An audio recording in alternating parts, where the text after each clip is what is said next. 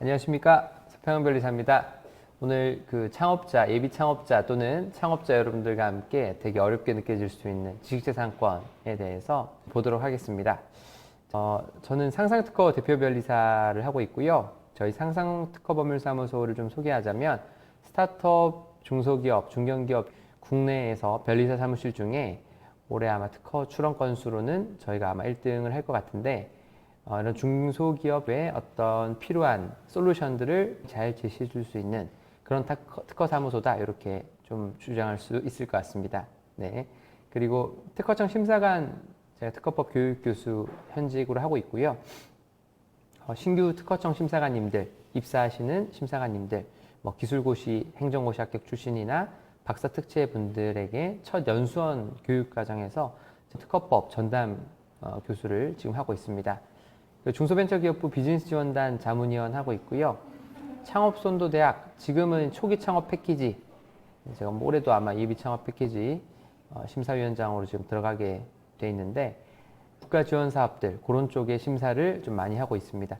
그리고 이제 여러 가지 서울 창업팀터 뿐만이 아니고 여러 가지 국가 지원 사업이나 멘토 쪽 일을 많이 하고 있고, 하여튼 스타트업 관련된 쪽으로 두루두루 하고 있다, 이렇게 좀 말씀드릴 수 있을 것 같습니다. 이게 특허라는 게 참 어렵습니다. 이해하기 쉽도록 좀 한번 좀 풀어보고요. 제가 뭐라 써놨냐면, 특허는 비용이 아니라 기업의 미래 수익을 위한 투자 대상이다.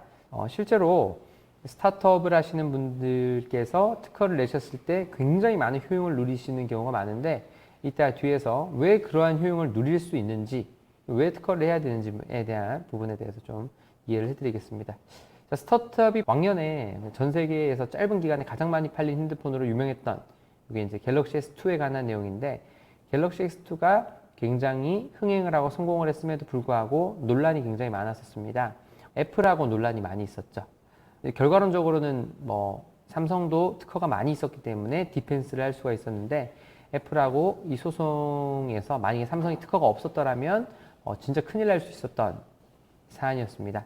이게 이제 히스토리를 조금만 말씀을 드리면은, 과거에 애플이 먼저 이렇게 스마트폰에서 1등을 금방 차지하면서 이 뒤에서 바짝 추격하던 삼성이 고심 끝에 이제 마케팅 쪽으로 조금 이용한 부분인데, 애플이 하고 있는 어떤 스마트폰의 어떤 그런 감성을 많이 따라갔습니다. 애플리케이션 모양도 따라가고, 밀어서 잠금 해제라든지 공면 모양이라든지 여러 가지 홈 버튼 여러 가지 모양을 되게 많이 따라해서 애플로 하여금 좀 분개해서 소송이 들어오게끔 전략적으로 만든 다음에, 근데 사실은 애플도 삼성의 어떤 특허를 먼저 좀 침해를 하고 있었습니다.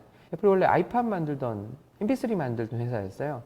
그러니까 mp3 만들던 회사가 갑자기 핸드폰 시장에 들어오려고 하니까 삼성전자와의 어떤 특허 충돌 또는 LG 이런 회사들과 특허 충돌을 피할 수 없는 상황이었는데, 어떻게 보면은 삼성전자가 이걸 가장 잘 이용한 케이스다, 이렇게 좀 볼 수 있을 것 같고요. 애플이 먼저 삼성의 통신 특허를 침해를 많이 하게 되니까 그러한 부분에 맹점을 노려가지고 이걸 기회 삼아서 공격을 해야겠다라고 마음을 먹고 먼저 베끼게 됩니다. 삼성이 애플의 스마트폰 어떤 디자인 특허나 이런 부분을 먼저 좀 침해를 하게 되고, 그래서 애플이 참지 못한 채 소송이 들어올 때 거꾸로 삼성도 다 맞소를 놓게 되죠. 기다렸다는 듯이 맞소를 놓게 됩니다. 그래서 사실상 전 세계적으로 크게 이슈가 되긴 했지만, 요란했지만 실제로 대부분 그 국가에서는 비기게 됐고요. 손해액이 100억을 넘는 국가가 사실 거의 없었습니다. 미국에서만 1심에서 1조를 배상하라가 나와서 좀 깊은 타격을 받긴 했는데, 장기적으로 이제 2심에 올라가서는 손해배상이 많이 경감되는, 그렇게 해서 결과론적으로 마케팅에 오히려 도움을 더 많이 보고 잘 끝난 그런 특허 분쟁이었습니다. 이런 분쟁이 있었기 때문에 우리 주변에도 대기업들 간에도 이런 소송이 실제로 많이 벌어지고 있구나 라는 것과 관련해서, 지식정보사회 도래, 우리 과거에는 농업사회는 이제 토지 이런 부분이 굉장히 중요했어요. 왜냐? 얼마나 많은 곡물을 생산하냐가 이제 국가 파워였기 때문에. 산업시대에는 자본하고 설비가 중요했죠. 그리고 그런 자본과 설비를 통해 나오는 어떤 소비재들을 사용해주는 어떤 국가, 식민지가 필요했어요. 이걸 사주는 시장이 필요했기 때문에 식민지를 확보하기 위해서 강대국들이 식민지 전쟁을 굉장히 많이 벌였고, 21세기는 무슨 시대냐? 이 바야흐로 지식정보의 시대, 그리고 이제 지금은 4차 산업혁명까지 더해져 가지고 정말 지식정보 그리고 플랫폼 이런 것들의 시대가 되었습니다. 실제로 과거에는 어떤 기업에 대해서 평가를 할 때 과거에는 우리 국력을 평가할 때 땅이 넓은 게 이제 힘이었고요. 어느 순간부터는 얼마나 많은 설비를 가지고 있느냐가 힘이 되었고, 지금은 사실 설비도 아니고, 지금은 여러분 페이스북이 그 미국에서 상장할 때 상장 시초가가 100조에 상장했거든요. 시가총액 100조에. 100조에 상장했는데 100조 상장을 했을 때 페이스북이 가지고 있었던 어떤 무형 자산 말고 유형 자산이 뭐가 있었느냐라고 생각해 보면 뭐 별게 없었어요. 뭐 1조도 안 되는 어떤 무형 자산이 태반인 어떤 많은 사람들의 데이터를 모아놓고 여기서 놀 수 있게끔 플랫폼에서 놀 수 있게끔 모아놓은 그게 자산이어서 페이스북 같은 경우가 100조 상장을 하게 됐는데, 그런 것처럼 요즘엔 점점 어떻게 보면은 하드웨어나 물건이나 토지 이런 영역도 중요하지만 이런 지식 정보, 이런 플랫폼, 어떤 사업 구조, 비즈니스 모델 구조 이런 것들이 굉장히 가치를 발휘하는 세상이 되었다. 지식재산이란 인간의 지적 창작의 결과물로서 소유 가치가 있는 무형의 자산을 말하고요.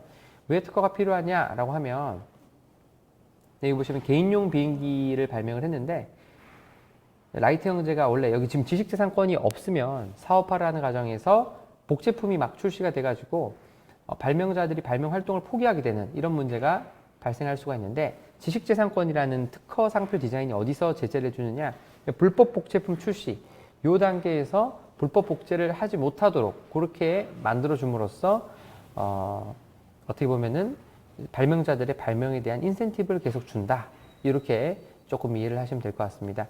그런 지식재산권에는 어떠한 종류의 지식재산권이 있는가와 관련해서 여러분 기억하셔야 되는 부분은 여기 앞에 보시는 특허권, 그리고 실용신안, 상표, 디자인, 저작권 이 정도만 기억하시면 됩니다. 다 한 번씩은 들어보셨던 단어들일 거예요. 실용신안, 특허, 그리고 상표, 디자인, 저작권 이렇게 있는데, 이게 구분을 하는 부분에 있어서 애로사항이 있는 부분이 많습니다. 어떤 분들은 막 디자인 특허를 해달라, 그리고 뭐 상표 특허를 해달라, 뭐 이렇게 막 이 오락가락 하시는 분들이 계신데, 이 각각 제도가 딱딱 나눠져 있는데 요거에 대해서 구분을 좀 한번 해보면은, 우리가 자동차가 있을 때 이 자동차를 어떻게 구분할 수 있는가와 관련해서 이 자동차를 보시면 ABS 브레이크에 관한 시스템 기술, 어떤 하이브리드에 관한 기술, 변속기에 관한 기술이 뭐에 관련된 것들이죠? 또 뭔가 기술과 관련된 것들이에요. 이런 부분은 특허로서 보호를 할 수가 있다, 이렇게 생각하시면 될 것 같고, 특허랑 거의 똑같은데 실용신안은 이렇게 생각하시면 됩니다. 이게 좀 간단한 것들, 쉽게 말해서 간단한 장치들은 실용신안으로 보호를 한다. 특허는 크게 물건, 방법, 그리고 물질, 그리고 제조 방법, 이런 것들이 특허의 보호 대상이고요. 실용신안은 아까 제가 말씀드렸던 4가지 중에서 단순 물건, 이것만 보호하는 것 중에서도 좀 고도하지 않은 것. 여기 보시면 실용신안에 보시면 자동차용 백밀러, 컵홀더, 그리고 의자의 높낮이 조절 장치, 이런 것들은 어떻게 보면 장치적인 부분인데 고도하다라고 말하기엔 조금 민망할 수 있는 것들, 이런 것들이 실용신안의 보호 대상이다, 이렇게 생각하시면 됩니다. 그 디자인은 뭐냐? 자, 우리 현대자동차가 있다고 한번 가정을 했을 때, 현대자동차의 소나타 겉모양, 소나타도 우리가 계속 신차가 나오면 껍데기 모양이 바뀌죠. 그러면 껍데기 모양이 바뀐 그런 부분이 디자인인 거예요. 안에 있는 엔진은 똑같아도 껍데기가 예쁘면 차가 더 잘 팔릴 수 있겠죠. 그래서 어떤 중국 회사가 예를 들어서 안에 있는 프레임은 전혀 다른데 껍데기만 소나타처럼 만들어서 판다. 그리고 차량 이름도 소나타가 아니라 중화자동차 이렇게 판다 라고 했을 때 이게 침해가 되느냐 라고 하면, 이런 권리를 보호하려면, 모양에 관한 걸 보호하려면 디자인으로 보호해야 되는구나, 이렇게 생각을 하시면 됩니다. 그래서 보시면 차체 형상이라든지 전방 헤드램프 형상, 그리고 범퍼 형상, 이런 것들이 디자인의 대상이다, 이렇게 생각하시면 되고, 상표가 조금 어려울 수 있는데, 여러분 그냥 브랜드는 되게 친숙한데 막상 우리가 자동차다 이걸 어떻게 보여야 되냐라고 하면 헷갈리시는 분들이 있어요. 이거는 현대자동차랑 소나타가 구분된다는 걸 좀 이해하시면 제일 쉽습니다. 현대자동차는 자동차의 이름이라기보다는 자동차 제조사의 이름, 또는 자동차를 판매 유통하는 회사의 이름이다, 이렇게 조금 기억하시면 될 것 같아요. 그럼 소나타는 뭐냐? 소나타는 뭐죠? 차량의 이름이죠. 그렇게 구분을 해서 그러면은 우리가 자동차를 판매하는 회사라의 브랜드는 우리가 어떤 샵에 갔을 때 현대자동차라고 돼 있으면 우리가 뭘 기대하나요? 현대자동차라는 자동차를 파는 그 브랜드의 자동차를 파는 곳이겠지 하고 저희가 생각하고 들어가는데 들어가면 차 이름은 현대 마크는 있지만 차 이름은 각자 다 다릅니다. 소나타, 아반떼, 그랜저. 얘네들이 뭐의 브랜드 이름이죠? 그 차량에 대한 브랜드 이름인 거죠. 그러면 우리가 현대자동차라면 상표랑 이걸 어떻게 내야 되느냐? 현대자동차 그리고 또 H라는 자라는 로고는 자동차에도 내고 로고는 자동차에도 내고 판매업에도 내고 그리고 현대자동차라는 명칭은 자동차의 현대자동차라고 안 박죠. 그러면 이거는 현대자동차라는 명칭은 제조업 또는 도소매업, 자동차 유통업에 내야 되는 거구나. 그럼 소나타는요? 소나타는 자동차 판매업은 아니죠. 우리가 간판에 소나타라고 적혀 있을 때 그걸 보고 들어가서 소나타를 사는 게 아니잖아요. 그러면은 소나타는 자동차라는 물건의 상표로서 출처를 해야 되는구나. 이걸 좀 구분해 주셔야 돼요. 상표가 물건과 서비스에 구별된다는 점, 요거를 조금 기억해 주시면 좋을 것 같고, 이게 자동차의 어떤 외형적인 측면이 그 디자인 자체로 그냥 이쁜 경우가 있을 수 있는데 그 자동차의 모양 자체가 기술적인 특징이 있을 수가 있습니다. 쉽게 말해서 우리 자동차 이 뒤쪽에 보면 이렇게 여러분 보셨는지 모르겠어요. 자동차 뒤에 보면 이렇게 매끄럽게 가다가 이 뿔 같은 걸 하나 이렇게 만들어 놓습니다. 이게 왜 만들어 놓느냐 하면 바람의 저항을 이렇게 나눠 가지고 자동차의 어떤 어떤 운행에 조금 도움이 되기 위해서 일부러 그걸 곡선을 그렇게 파는 경우가 있어요. 그러니까 쉽게 말해서 자동차의 겉외형인데도 불구하고 겉외형 자체가 고속주행에 좀 더 용이하게끔 바람의 저항을 더 잘 피할 수 있게끔 하는 기술적 특징이 있다라고 해버리면 이러한 내용에 대해서는 특허로도 보호할 수 있고 디자인으로도 보호할 수 있고 이렇게 이해를 해주시면 될 것 같습니다. 그래서 어떤 모양이라고 하면 디자인으로 받는 게 일반적인데 그러한 모양으로 인해서 어떤 기술적 특징 또는 효과가 있다라고 하면 그런 모양을 특허로까지도 보호할 수가 있게 되는 거예요. 그렇게 조금 이해해 주시면 될 것 같고 사업을 하시는 분들은 저작권은 사실 뭐 크게 이해가 필요하지는 않으실 수 있는데 저작권에 관련된 부분은 뭐 G드래곤, 용감한 형제들 이런 분들이 작곡을 한다든지 피카소 뭐 이런 사람들이 뭐 그림을 그린다든지 이런 부분에 있어서 인간이 만들어낸 표현에 어떤 권리를 부여해주는 저작권이 발생합니다. 부당한 카피하면 처벌을 할 수가 있어요. 그래서 이런 부분이 저작권이 발생한다. 이렇게 조금 이해를 해주시면 좋을 것 같습니다. 이 제도의 차이점에 대해서 조금 설명을 드리면 특허는 출원일로부터 20년입니다. 실제로 권리 행사는 등록이 되고 나서부터 행사를 하게 되는데 통상 출원일로부터 한 1년 반 정도 걸리고요. 특허는 보호 단계가 3단계가 있습니다. 일반 심사와 우선 심사와 초우선 심사 이렇게 나뉘는데 실용신화는 절반입니다. 10년 정도밖에 쓸 수 없고요. 상표법 같은 경우는 10년으로 한 번에 이제 등록받긴 하는데 비용이 조금 이제 너무 부담스러우신 분들은 5년에 분납하실 수도 있어요. 그리고 상표는 10년이 지나가도 무제한 연장이 가능합니다. 우리 이병철 회장의 삼성전자가 이건희 회장을 통해서 지금 이재용 삼성전자 부회장까지 쭉 내려오고 있는데 삼성이라는 그 브랜드는 정말 오래 유지되고 지금 상표로서 보호가 되고 있죠. 10년에서 끝나는 것이 아니라 매 10년 단위로 무제한 갱신이 가능하다. 왜냐? 이거는 수요자들의 신용을 보여줘야 되기 때문이에요. 우리 할아버지 때 삼성이 지금의 삼성이랑 연관돼서 쭉 내려오는 게 소비자들의 이해나 신용의 보호에도 훨씬 더 적합하기 때문에 그렇게 하는 연장을 무제한으로 할 수 있게끔 제도화했다라고 이해하시면 될 것 같고요. 디자인 보호법은 사실 미국에서 지금도 미국에서는요. 우리나라는 아까 말씀드린 디자인을 따로 기술을 따로 이렇게 보호하는데 지금도 미국에서는 이 특허랑 디자인을 하나의 제도로 이렇게 보호합니다. 미국에는 어떤 디자인적인 걸 내도 특허로서 보호를 해줘요. 우리나라는 디자인하고 특허를 분리해놨다. 그 말은 사실 이 두 개를 되게 비슷하게 좀 해석해 주겠다라고 그냥 또 같이 이해하시면 될 것 같습니다. 특허도 출원일로부터 20년인데 디자인도 출원일로부터 20년이에요. 어떤 미국하고 등가를 맞추기 위해서 이렇게 만들어 놨고요. 그리고 저작권은 상상을 초월하는 권리 기간을 가지고 있습니다. 이 저작자의 생존하고 저작자가 죽고 나서 사후 70년까지 그 권리가 보존이 됩니다. 그러면은 성경 같은 경우는 저작권이 따로 발생하기 어렵겠죠. 뭐 2000년 전부터 쓰였다고 하니 이런 것들은 이제 저작권 이미 다 소멸해서 그냥 누구나 이렇게 찍을 수 있는 부분이라고 볼 수 있을 것 같고, 저작자가 죽고 나서도 이제 70년, 이게 지금 요즘에 논란이 제일 많이 되는 친구들이 디즈니 쪽이 제일 논란이 많이 되죠.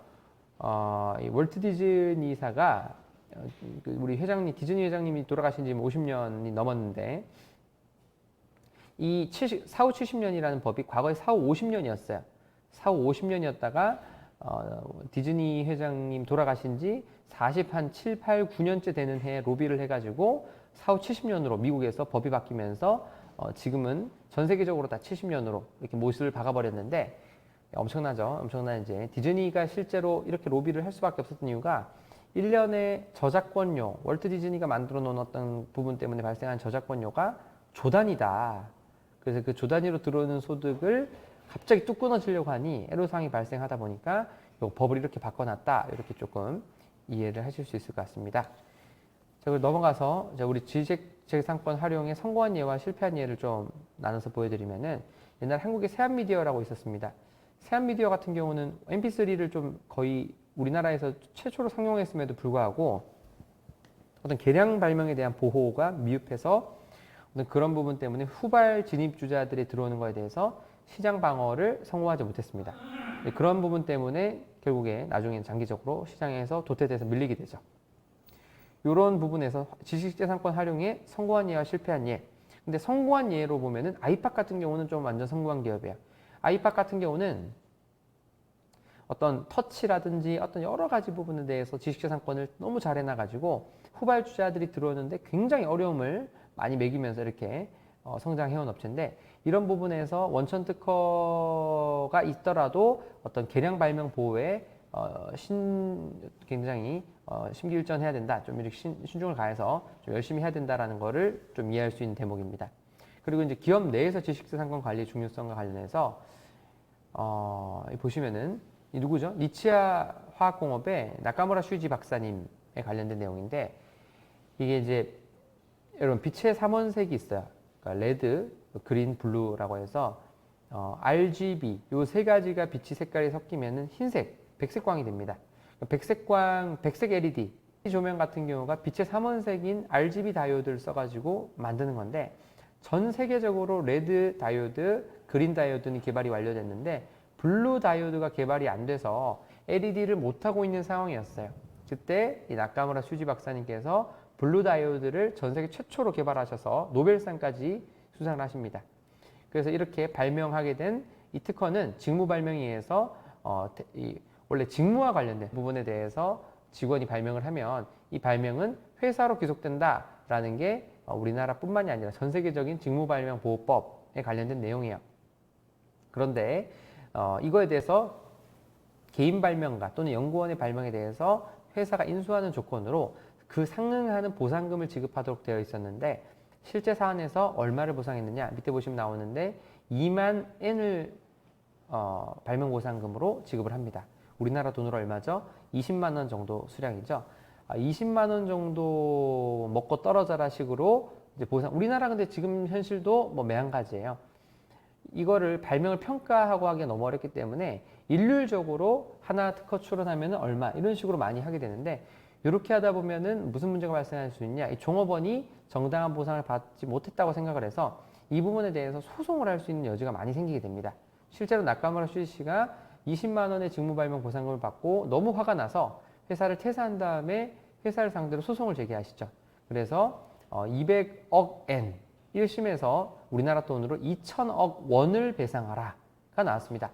그래서 왜냐면 니치야 공업화학이 이 특허 때문에 떼돈을 벌었거든요, 정말로. 그래서 이런 부분에 대해서 직무 발명에 대해서 보상을 똑바로 안 했더니만 이런 퇴사, 좋은 직원을 잃고 소송까지 당해서 어떤 직무 발명 보상금까지 제대로 추징당한 이런 안 좋은 결과를 이제 초래한 적이 있는데, 이만큼 이제 기업 내에서 직무 발명에 관한 거에 대해서 어떤 종업원의 발명을 수용하거나 할 때 그런 부분에 대해서 서류상 처리, 그리고 보상에 대해서 정당했는지 여부, 동의가 있었는지 여부, 이런 부분에 대해서 신경을 써서 좀 작업하는 게 필요하다. 요즘은 이런 직무 발명에 대해서 잘 처리하는 기업에게 직무 발명 보상 우수 기업이라고 해서 따로 국가에서 추가적으로 그런 기업에 되게 되는 추가적으로 좀 더 인센티브를 주거나 어떤 지원 사업에 혜택을 주는 경우가 많이 있습니다. 그래서 그런 것들도 있으니까 대표하시는 분들, 앞으로 예비 대표가 되실 분들, 이런 부분에 대해서도 이해가 조금 필요하다. 그래서 하여튼 효율적인 포트폴리오를 구축하는 게 중요하다라는 내용. 제가 모든 기술을 지식재산권으로 보호할 필요가 있는가에 관련해서 모든 기술을 지식재산권으로 보호할 필요는 없습니다. 우리가 노하우로 보호할 수 있는 부분들은 노하우로 보호하는 게 좋은데요. 대표적인 노하우 사례가 코카콜라 사례죠.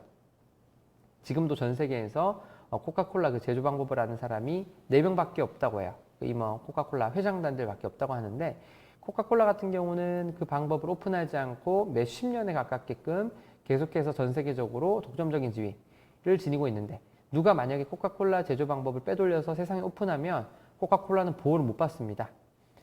그렇지만 보완할 자신이 있다라고 하면은 그걸 그렇게 보호하는 게 맞고요. 요즘에 또 보면은 우리 3대째 내려오는 가마솥, 곰탕집 이런 집 같은 경우들도 보면은 그 요리 제조 방법, 육수 제조 방법 같은 경우도 먹어봐서 알 수가 없어요. 그런 것들은 노하우로 보호하는 것이 또 효율적일 때도 있다라는 부분입니다. 그래야 오랫동안 비밀을 유지할 수 있다. 다만 어떤 기계 장치와 관련된 부분은 어떨까요?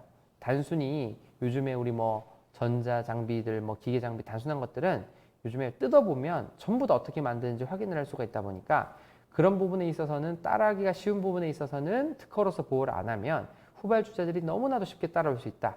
그렇기 때문에 특히 제조업이라든지 비즈니스 모델 발명이라든지 이런 부분에 있어서는 특허로서 미리 보호하는 게 굉장히 필요하다. 특허법에 의한 발명의 보호와 관련해서 특허 출원은 맹점이 하나 있는데요.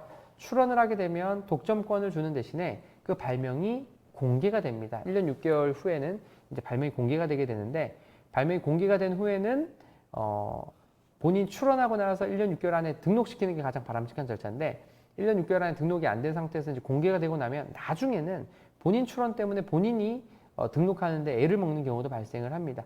그래서 특허는 공개 대가로서 권리를 주어지는 것이다. 근데 출원을 했는데도 등록이 안 되면은 공개만 하고 끝날 수도 있다. 이런 리스크가 있다는 거를 조금은 이해하셔야 될 것 같고요. 자, 일반적인 특허 출원 전 내부 절차와 관련해서 이건 이제 기업 내에서의 프로세스입니다. 아이디어를 하고요. 그 다음에 이거에 대해서 발명 신고서를 작성해서 완성을 하고, 이 발명을 회사가 승계할 건지 승계하지 않을 건지. 원래 직무 발명 요건은 직원이, 종업원이 회사 직무와 관련된 발명을 딱 발명했을 때 회사에 통보를 하게 돼 있어요. 회사에 통보를 하면 회사는 그 통보를 받고 그 발명을 승계하겠다라고 통지해 주게 돼 있고요. 그런 과정을 거치고 회사는 종업원에게 정당한 보상을 할 의무를 지고 발명을 가져와서 출원을 하게 됩니다. 하여튼 그런 프로세스로 해야 직무 발명이 보상까지 완벽하게 되는 거고요. 여기 보면 평가 승계 통지를 한 다음에 명세서 작성, 이거 누가 하죠? 여기서부터 변리사가 하는 경우가 90% 이상입니다. 우리나라에서 통계를 보니까 등록되는 건 중에서 변리사 대리가 97.5%, 그냥 일반 개인 출원이 2.5%인데 2.5% 중에서도 변리사들이 개인적으로 혼자 작성해서 대리 남기고 그렇게 등록되는 건이 또 과반이고, 정말 개인이 출원해서 등록되는 건은 1년에 1% 정도 채밖에 되지가 않습니다. 왜 이렇게 차이가 많이 날까요? 라고 하면은 사실 특허라는 부분은 그 요건도 요건인데 이 기재 요건이 까다로워가지고 조금 일반인이 직접 와서 쓰기에는 좀 어려운 부분이 굉장히 많이 있을 수 있다. 그 다음에 이제 명세서에서 평가를 하고 나면은 특허 출원을 하게 된다. 그 다음에 보상을 해주게 된다. 이런 절차로 간다라고 좀 생각해 주시면 될 것 같습니다. 자, 이제 특허청에 제출을 했어요. 자, 그러면 그 다음부터는 프로세스가 어떻게 되느냐? 출원을 하게 되면 출원과 별개로 나중에 1년 6개월이 있으면 공개되는 거 아까 말씀드렸고, 자, 특허 출원을 하게 되면 심사 청구를 딱 넣게 됩니다. 심사 청구를 넣게 되면은 이제 방식 심사, 쉽게 말해서 사람이 했는지, 출원인이 동물이면 안 되겠죠. 그래서 이런 어떤 출원인이 인간인지, 사람이 살아있는 사람인지, 그 다음에 어떤 수수료를 냈는지, 그리고 대리권이 적법한 사람이 했는지, 이런 여러 가지 요건을 따져서 방식 심사를 하고요. 그 다음에 이게 진짜 등록이 되는 어떤 선행 발명과 충돌이 없는지 등과 같은 실체 요건을 심사를 합니다. 그래서 거절이가 없으면 한 번에 등록되게 되고, 거절이가 있으면 거절이 통지를 한번 받고 그 다음에 심사로 가서 등록이 되게 됩니다. 대한민국 관행상요, 실체 심사를 해서 한 번에 등록이 되는 경우는 없다라고 생각하시면 돼요.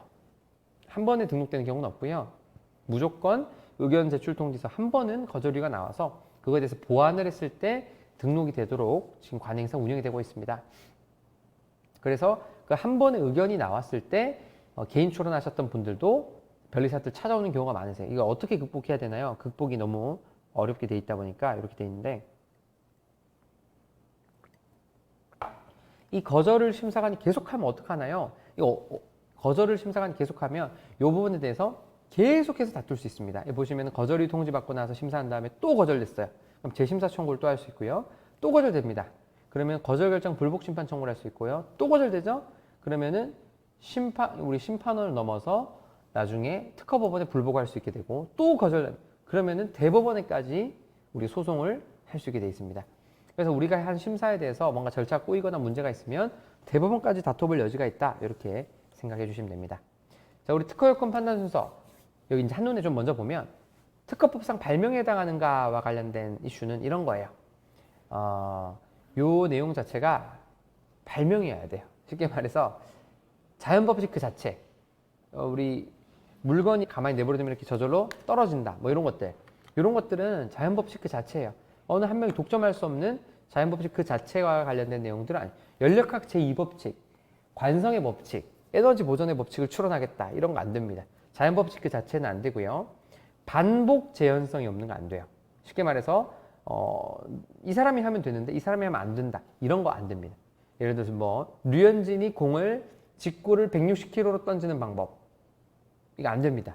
이거 제가 하면은 명세서 백날 읽어도 따라할 수가 없거든요. 그죠? 류현진 선수는 던질 수 있겠지만 저는 던질 수가 없어요. 이런 부분에서 안 되고, 산업상 이용 가능한 발명인가?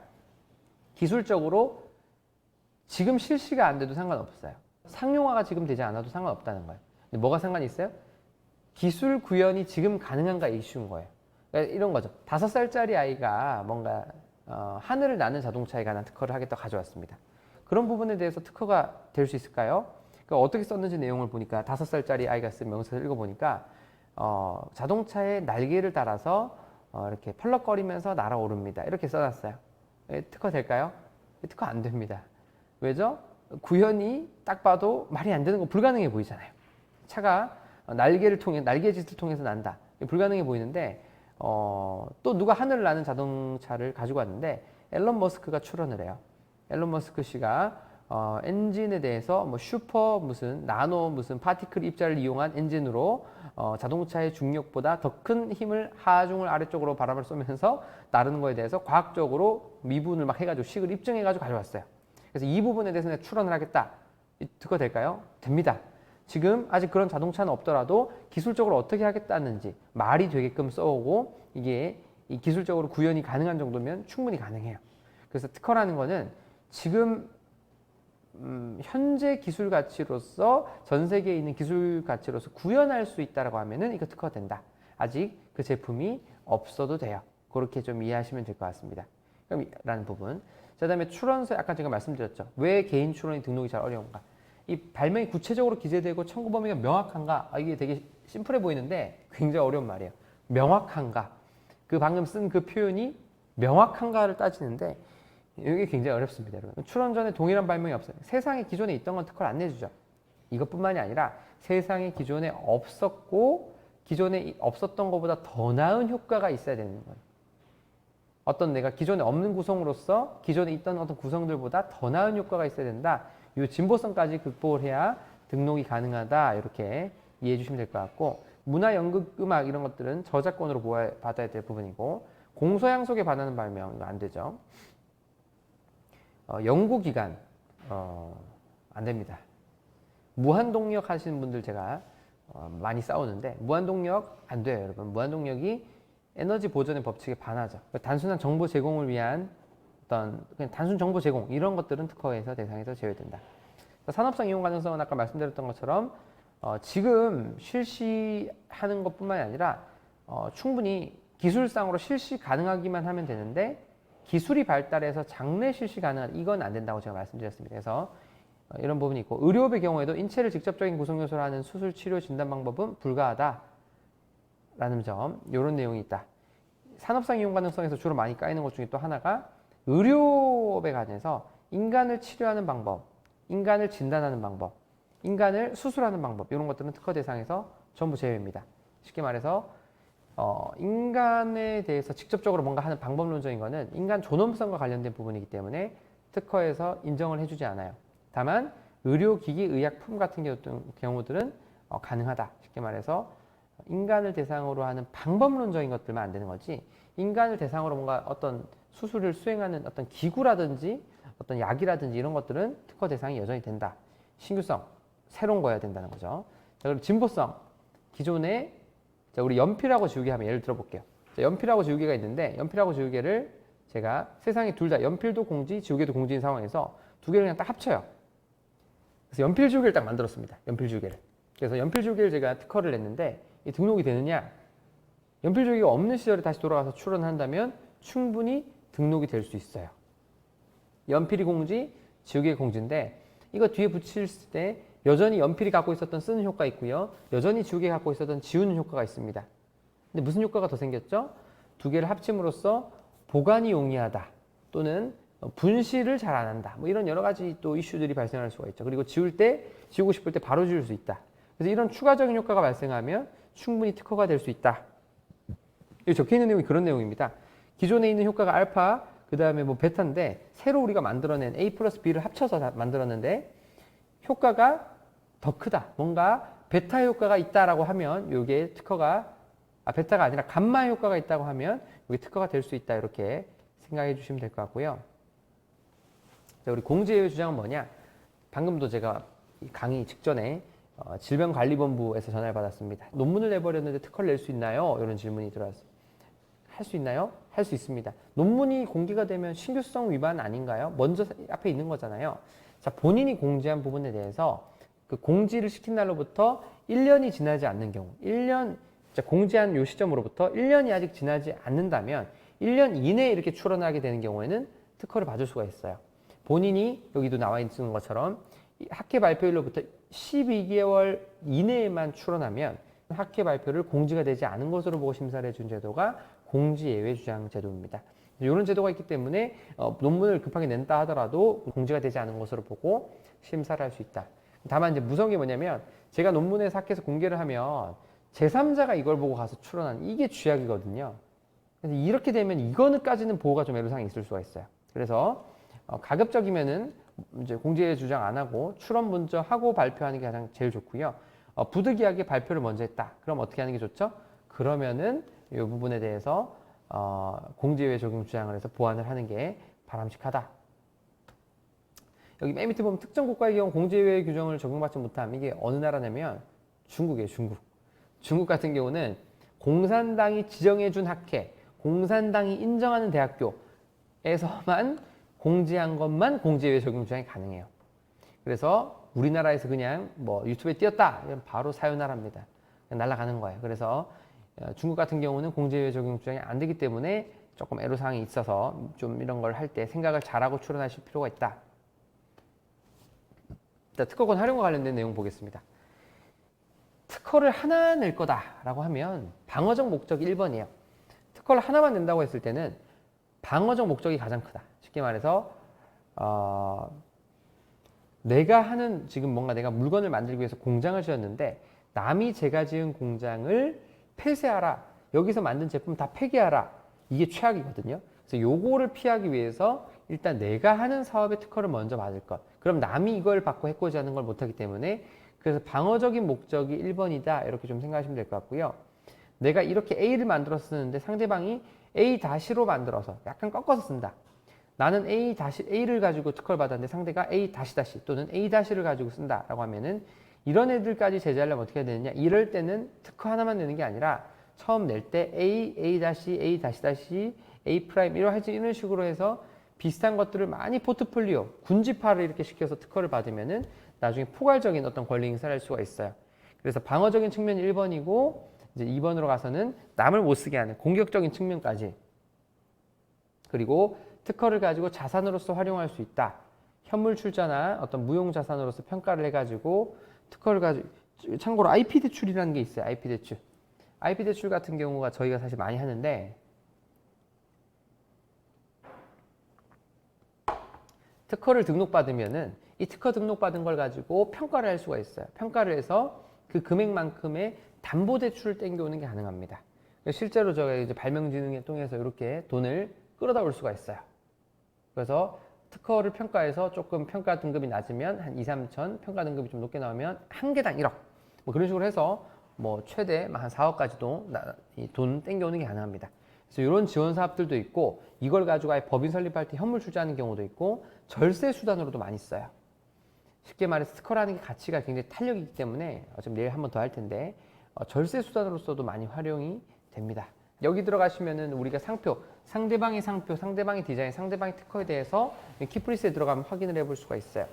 또 스마트 검색이 되어 있어서 키프리스에서 상대방 이름 검색 또는 상대방 어떤 대리인 검색 뭐 이런 여러 가지들이 가능하거든요. 그래서 이런 부분이 키프리스에서 무료입니다. 국가 중기부 사이트고요. 이런 부분에서 전부 다 확인을 해가지고 어떤 정보를 확인하는 게 가능하다라는 거고, 자, 특허라는 것은 결국에 청구 범위에서 권리 범위가 정해집니다. 특허를 한번 써보신 분들은 아는데 발명의 명칭, 제목 쓰는 거고요. 뭐 기술이 아니라 기술 분야, 명칭과 관련된 그 기술 분야 쓰는 거고, 그다음 배경 기술, 발명의 배경이 되는 기술 쓰는 거고, 그다음 발명의 내용, 그다음에 과제 해결하고자 하는 과제 해결 수단, 발명 효과, 도면의 간단한 설명, 이거를 진짜 다 써야 돼요. 도면의 부호의 설명, 그 다음에 청구 범위라는 게 있는데, 이 청구 범위에 와서 보면 청구 항이라는 친구도 있습니다. 여기에서 적히는 내용이 정말로 나의 권리가 되는 내용들인 거예요. 그래서 이런 부분에 대해서 저희가 이제 작성하는 게 굉장히 노하우가 많이 필요하고요. 뒤에 보면은 자, 우리가 원시 시대에 태어났다고 한번 가정을 해보겠습니다. 원시 시대에 태어나서 지금 제가 강의를 하고 있는 이 테이블이 여러분 잘 보이실지 모르겠는데 딱 직사각형에 다리가 4개가 달려 있어요. 다리가 4개가 달려 있는 이런 책상을 제가 원시 시대에 태어나서 추론을 하고 싶다. 그럼 어떻게 추론을 해야 되나요? 이거는 아마 초심자가 추론하면 이렇게 추론할 거예요. 사각판에다가 다리가 4개가 있는 테이블, 이렇게 아마 추론할 겁니다. 근데 그렇게 추론을 하게 되면은 이 뒤에 보시면은 이렇게 이 책상을 만들어서 쓰는 친구들에 대해서 권리 행사를 못 하게 돼요. 이 보면 우리가 사각판 및 상기 사각판의 하부에 연결되고 상기 사각판 일정한 높이를 유지하도록 지지하는 4개의 다리들, 이렇게 지금 권리를 적어놨는데, 이렇게 하게 되면은 아까 말씀드린 것처럼 옆에 오른쪽에 보이는 지금 원형 테이블이라든지 다리가 하나 있는 테이블에 대해서는 우리는 다리가 4개 또는 사각판이라는 한정적인 단어 때문에 여기에 대해서는 권리를 행사하지 못하게 되는 거죠. 그래서 이 친구가 정신을 차려가지고 안 되겠다, 단어를 좀 바꿔서 사각판이라고 하지 말고 여기는 모든 모양을 포함할 수 있는 소정의 형상, 그리고 다리도 4개라고 하지 말자, 적어도 하나의 다리들, 이렇게 좀 포괄적인 표현을 썼습니다. 그렇다고 하면 모든 걸 보호할 수 있냐? 이렇게. 이 경우도 보시면은 이렇게 이제 보호를 해가지고 여기 대해서 지금 권리 행사를 다 할 수 있겠지라고 했는데, 이렇게 쓰는 친구들이 나올 수가 있어요. 벽에다가 붙여 쓰거나 천장에다가 설치를 해서 쓰거나, 이렇게 쓰게 되면 어떤 문제가 발생할 수 있죠? 이렇게 되면은 지금 소정의 형상을 가지긴 했지만 적어도 하나의 다리가 없죠. 그렇기 때문에 또 침해가 안 나올 수 있는 거예요. 그러니까 어떻게 쓰는 게 가장 넓은 방법이죠? 상기판이 일정한 높이를 유지하도록 하는 지지체, 이렇게 하는 게 가장 넓은 권리 범위죠. 그래서 이런 작성을 할 때, 이런 태초에 우리가 아무도 없는 어떤 영역에서 추론을 할 때는 이렇게 포괄적으로 모든 걸 포함할 수 있는 단어를 선택해서 선점하는 게 굉장히 중요하고, 먼저 선행 기술이 깔려있는 영역에 들어갈 때는 걔네들을 피해서 우리가 등록을 어떻게 받아야 되느냐, 이런 부분이 굉장히 중요한 이슈다라는 것과 관련된 내용이고요. 아까는 우리가 지금 다 판으로 가져가고 있었는데, 누군가가 만약에 이렇게 통으로 쓴다고 하면 어떻게 될까요? 어떻게 되느냐? 이렇게 되면 또 침해가 안 될 여지도 있을 수 있겠죠. 그래서 이런 변형 침해가 무제한으로 일어날 수 있는 걸 방지하기 위해서 우리 특허법이 유사 침해라는 제도를 도입해서 쓰고 있어요. 그래서 균등 침해, 이게 뭐냐? 유사 침해와 관련된 내용입니다. 그래서 이런 균등한 범위까지도 침해가 좀 될 수 있게끔 과제 해결 원리가 동일하고 변경 가능성이 있고 변경이 용이하면 이렇게 충분히 할 수 있게끔 만들어놨다고 생각하시면 될 것 같고,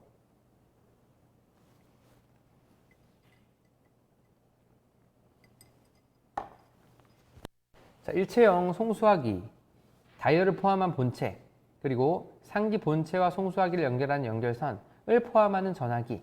자, 이렇게 우리가 추론을 했다고 하면 여기선 보니까 상기 본체와 송수하기를 연결하는 연결선을 포함하는, 자, 이렇게 돼버리면 과거에 우리가 썼던 이 빨간 전화기 같은 경우는 침해가 될 텐데, 무선 전화기 같은 경우는 침해가 안 될 여지가 있는 거예요. 왜죠? 빨간 지금 뭐죠? 연결선이 없기 때문이죠. 그렇기 때문에 이렇게 되면은 또 침해가 안 될 수가 있다라고 생각하시면 될 것 같고, 팩스기와 관련해서 과거에 이제 팩스기와 관련해서 이거 이제 원천 특허와 계량 특허 관련된 내용인데, 기존에 전화기 특허가 있었는데, 그래서 팩스가 그 전화 라인을 통해서 문서가 나오는 출력기만 하나 더 포함한 내용이 있었어요. 이해하시나요?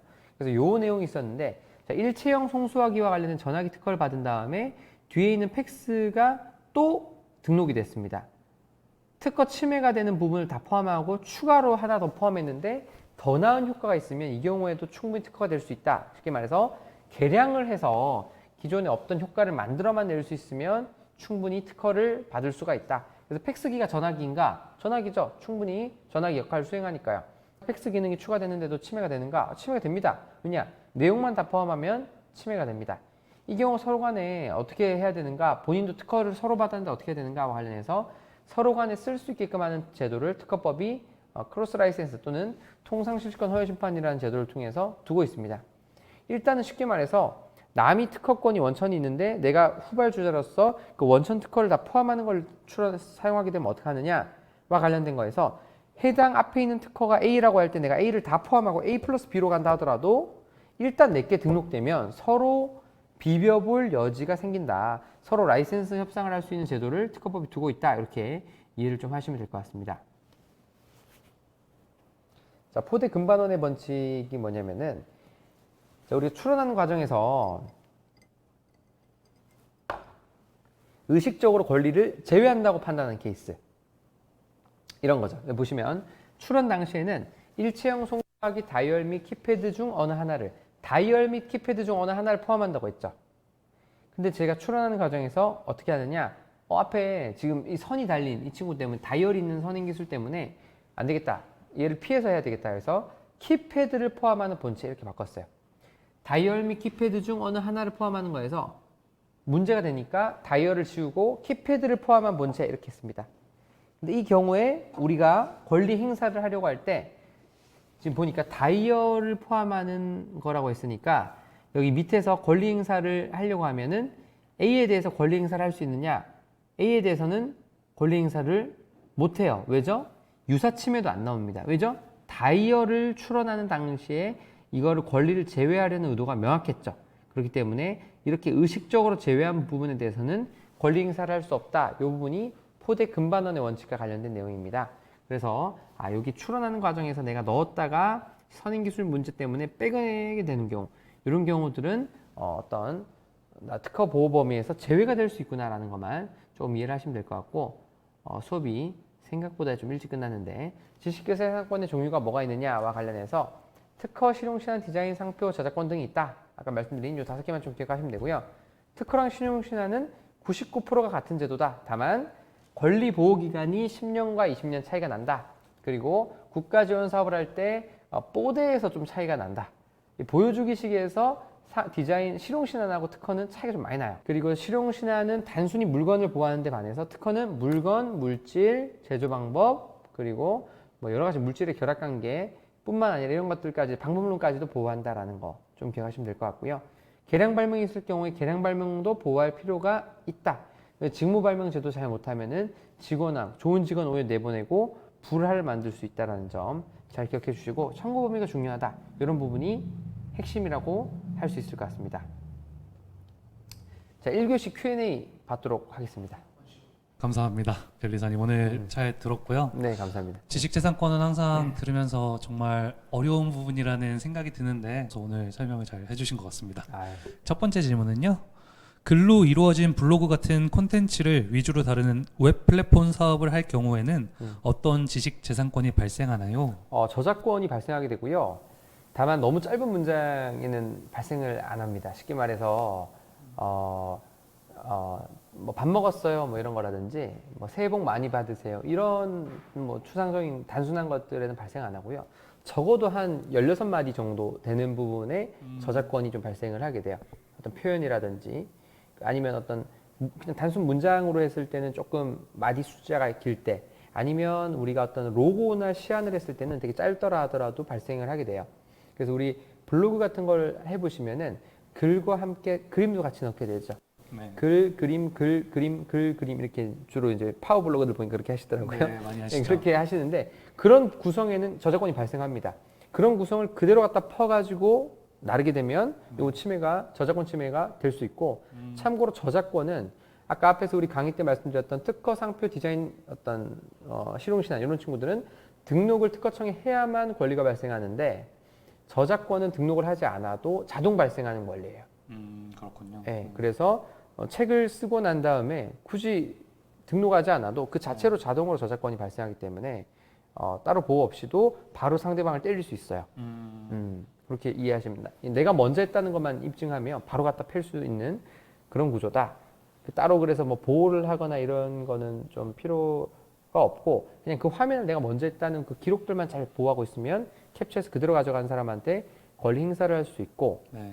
답이 좀 길어졌는데 하나 더 내가 뭔가 블로그랑 이런 걸 하면서 사진 같은 것도 내가 좀 하려고 하는 사람들은 그 사진에다가 자기 이름을 그 저작권이 있다라는 어떤 그 저작권 표시를 한다든지 아니면 이거 내 영상이라고 이렇게 우리 그 워터마크 같은 거 있잖아요. 네. 그런 걸 살짝 넣어가지고 나중에 상대방이 긁어갔을 때 이거 내 거 긁어간 게 티가 나게끔 그런 거를 해주는 게 좀 필요하다. 예. 실제 유명 인스타 스타 같은 경우들은 보면 이 워터마크를 달아서 자기 아이디를 이렇게 사진에다가 녹여놓거든요. 네네. 그대로 그냥 쉽게 퍼가면 딱 걸리게끔. 네. 그래서 그런 부분이 나중에 저작권 침해 빼박 두들겨 펼 때 좀 필요하기 때문에 그런 식의 좀 조치를 평소 때 해놓는 게 필요하다 이렇게 답변 드릴 수 있을 것 같습니다. 네, 감사합니다. 예. 다음 질문은요. 솔루션을 만드는 회사인 경우 솔루션 상표 등록 시 어느 항목에 해당하는지 궁금해하시는데요. 솔루션을 만드는 회사다라고 하면은 어떤 솔루션을 말씀하시는지 제가 좀 불분명한데 네네. 뭐 솔루션을 만드는 회사면은 그 솔루션 방법에 특이한 부분이 있다라고 하면 특허로 보호해야 될 거고요. 네. 그런 방법은 비즈니스 모델 발명으로서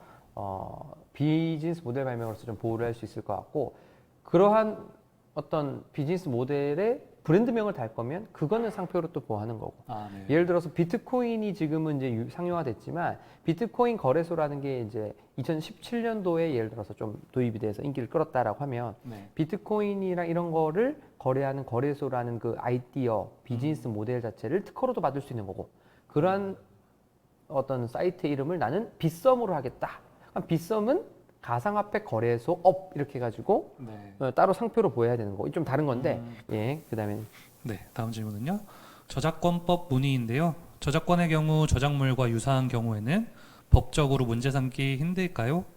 제가 창작한 디자인으로 비슷한 이름과 비슷한 그림체로 같은 지역의 어떤 사람이 만들었는데 그 사람도 저작권을 등록했다고 다른 개별의 디자인으로 인정받기 때문에 자신은 문제가 안 된다고 합니다. 이런 경우에는 어쩔 수가 없나요? 네, 좀 질문이 길죠.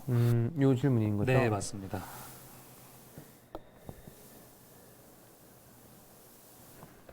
아니요. 저작권은 1차 저작물, 2차 저작물, 3차 저작물 이런 표현을 씁니다. 이게 뭐냐면 이런 거예요. 제가 A라는 로고를 만들었습니다. 이 A라는 로고를 제3자가 퍼가서 이거를 포함시켜서 또 다른 어떤 예쁜 모양을 만든 거예요.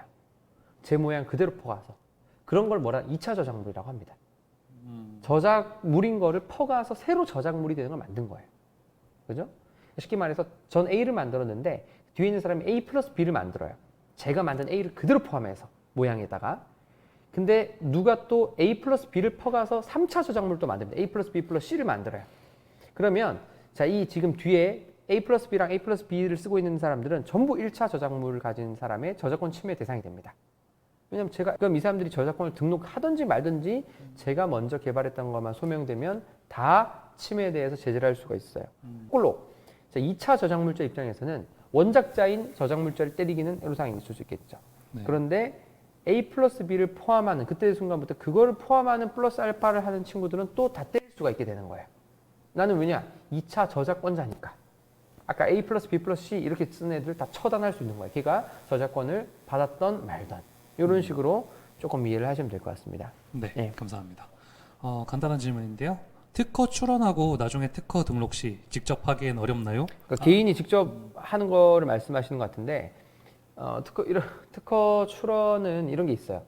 신규 사항 추가 금지라는 게 있어서 제일 처음에 우리가 특허라는 걸 작성할 때 이 A, B, C, D, E 이렇게 해서 추론을 딱 하게 되면 과정에 보정하는 과정에서 A, B, C, D, E 외에 뭐 H나 Z가 끼우게 되면 무조건 거절이에요. 제일 처음에 제출했던 문서의 범위를 벗어날 수 없게끔 법이 딱 막혀 있어요. 그래서 제일 처음에 사실 초안이라는 게 제일 처음에 어떻게 작성됐는지만 보면 아 이거 되겠다 안 되겠다 바로 사이즈가 나옵니다. 왜냐하면 보정할 수 있는 범위가 거기 안에서 그냥 다 나와 있는 거기 때문에.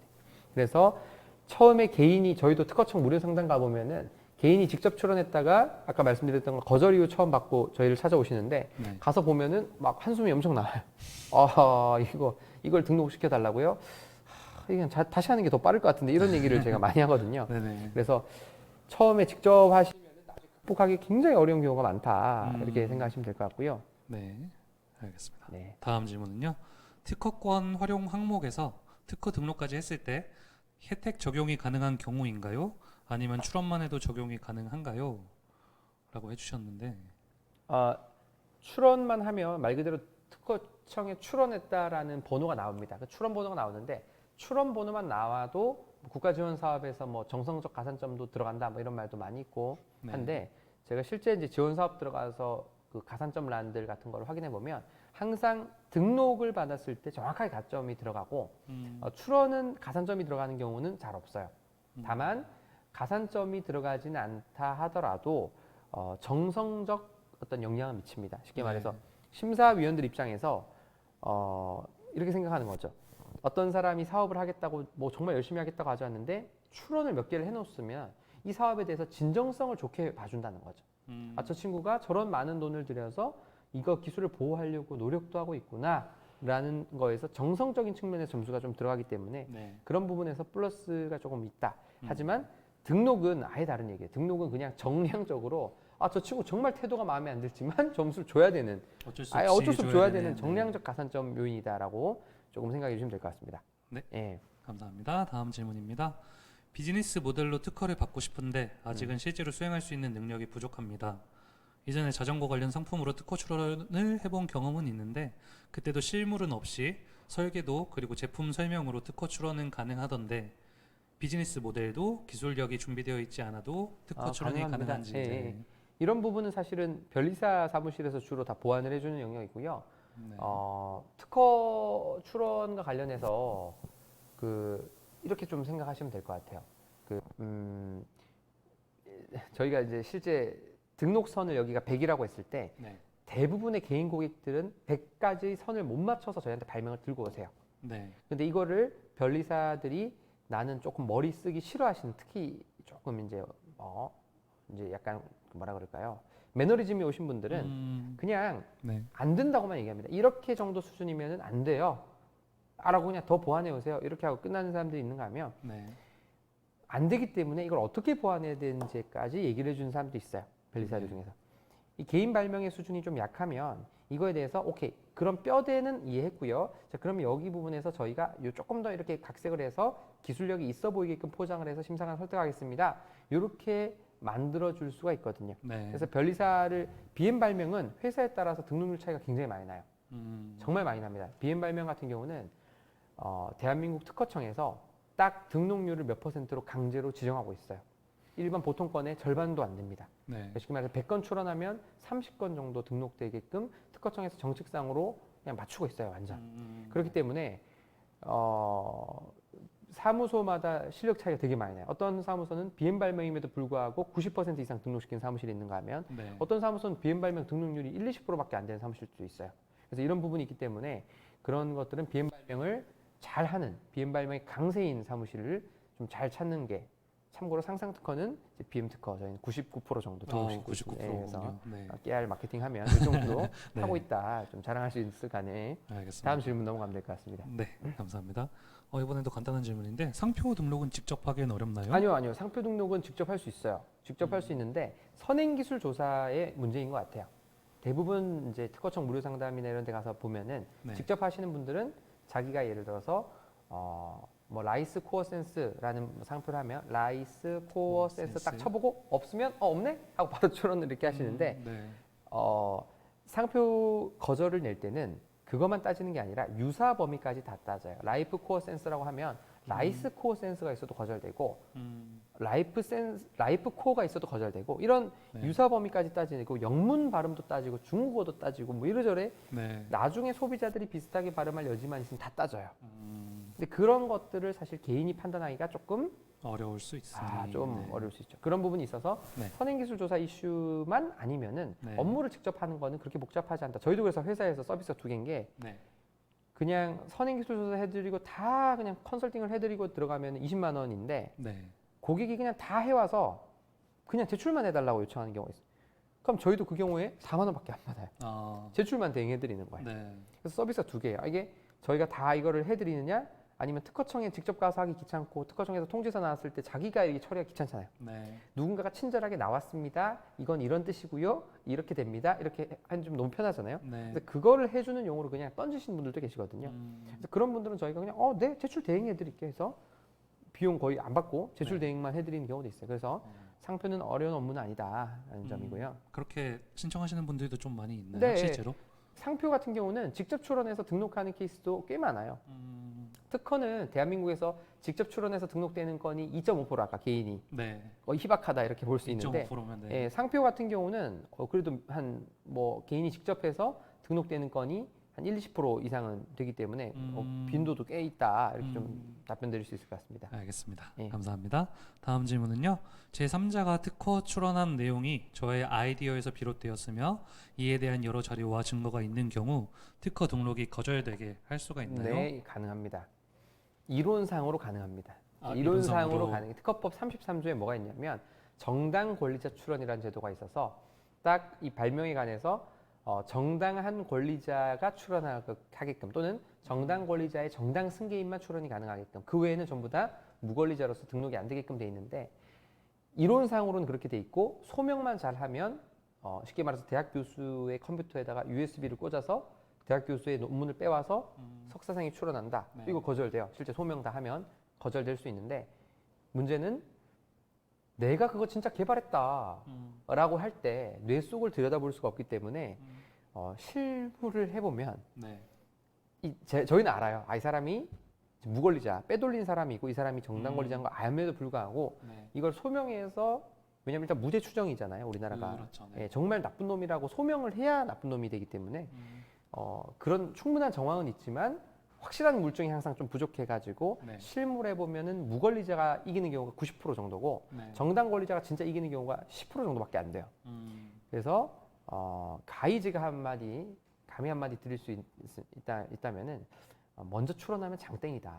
먼저 출원하는 게 우리나라 중요하다. 정말 네. 먼저 출원하면 장땡이다. 거의 장땡입니다. 예. 그리고 어플리케이션도 특허 등록이 가능한가요?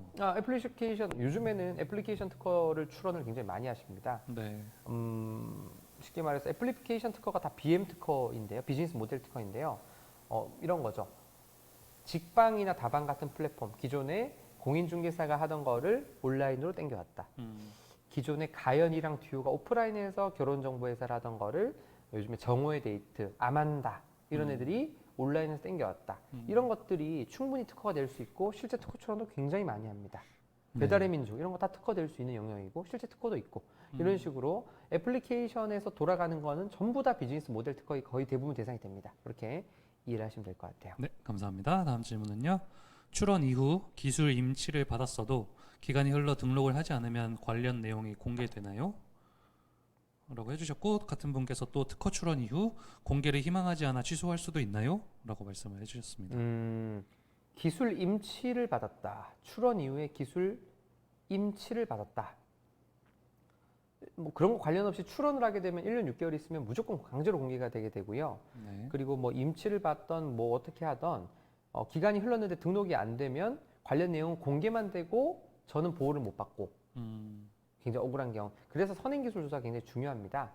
그래서 어떤 사무소에서 일단 내가 한번 칼을 꺼내서 시작을 했으면 무조건 등록이 되는 방향으로 세팅을 하는 게 굉장히 중요합니다. 왜냐? 출원만 해놓고 오픈은 됐는데 보호를 못 받는 경우가 발생할 수 있기 때문이죠. 출원 이후에 1년 6개월이 지나기 전에만 취하를 해버리면 공개가 되지 않습니다. 네, 감사합니다. A와 구성품 B, C를 특허 출원하려는데 구성품까지 권리 보호하려면 특허를 2개 정도는 하는 게 안전하다 얘기를 어디서 들었는데요. 구성품이 있는 경우 1개의 출원으로 안전한 보호가 어려울지 궁금해하시는군요. 이번 제품이 복잡한 제품은 아니고 실생활에서 쓰는 제품입니다라고. A와 구성 B, C를 뭐 A, B, A, C 이렇게 하면은 사실 2개의 특허로 가는 게 맞는 것 같긴 한데 이 질문이 조금 애매한데 A와 구성품 B, C를 A도 따로 가고 B, C라는 다른 물건이 있는데 이걸 출원하게 이러면 완전 따로 가야 되는 거죠. A 따로, B, C 따로 가야 되는 거고. 네. 장치 발명 같은 경우는 우리 도면에서 딱 나오는 장치 모양이 좀 다르면 일반적으로 2개로 보호하는 게 거의 정석이고 오히려 여러 개의 구성을 억지로 하나로 보호하다 보면 오히려 권리 범위가 줄어드는 문제가 발생하게 됩니다.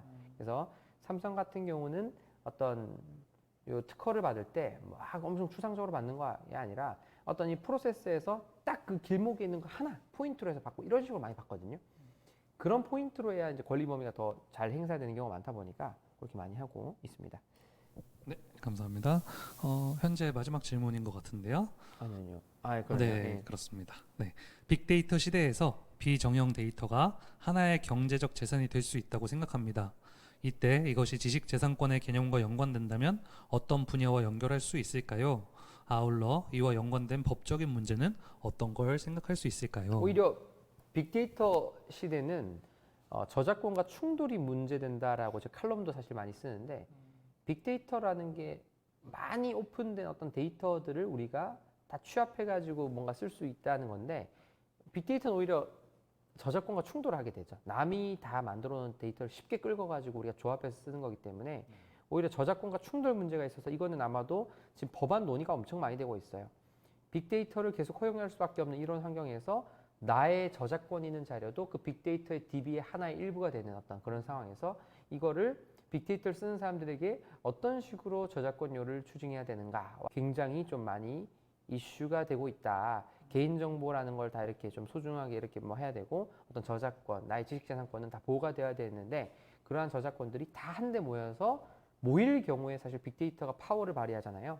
그렇기 때문에 그런 모이는 경우에 이거를 보상을 어떻게 해줄 건지 이런 거에 대한 법안에 대한 논의가 지금 이제 4차 산업혁명이 오면서 지금 도래된 문제예요. 법이 지금 사실 기술 발전의 속도 잘 못 따라가고 있습니다. 저희 특허법 같은 경우도 심할 때는 1년에 개정이 3번씩 됩니다. 제가 특허법 현직 강사를 하고 있는데 힘들어요. 책 개정을 1년에도 뭐 1년에 법이 3번씩 바뀌니까 개정을 계속해서 따라가고 있고 산업에 맞춰서 산업 입법이다 보니까 개정이 빨리 되고 있는데 빅데이터와 관련된 법안이 앞으로 또 추가적으로 많이 나올 예정입니다. 그리고 빅데이터뿐만이 아니라 4차 산업혁명 관련된 드론과 관련된 것 때문에 또 뭐가 문제가 또 많이 생길 법안이 많이 나올 수 있고 하여튼 뭐 그런 빅데이터 시대에서 데이터가 하나의 재산이 될 수 있고 그리고 뭐 개념과 연관된다면 오히려 저작권하고 좀 많이 연관이 될 수 있고 빅데이터를 처리하는 기술과 관련된 부분들이 특허 기술이 굉장히 이게 고도화되는 특허 기술들이 많이 나올 수 있는 포인트가 데이터는 많은데 이 쓰레기를 걸러내는 이 노이즈를 걸러내는 기술 유용한 정보를 뽑아가지고 처리하는 기술 이런 것들이 좀 돈이 될 수 있는 기술들이 될 수 있을 것 같습니다. 네, 감사합니다. 이로써 오늘 질문 주신 내용들 모두 다 답변을 드린 것 같습니다. 서울 창업카페 홍대점에서 열린 지식재산권 창업특강 서평광 변리사님과 함께 했었고요. 심화편에서 다시 한번 만나 뵙도록 하겠습니다.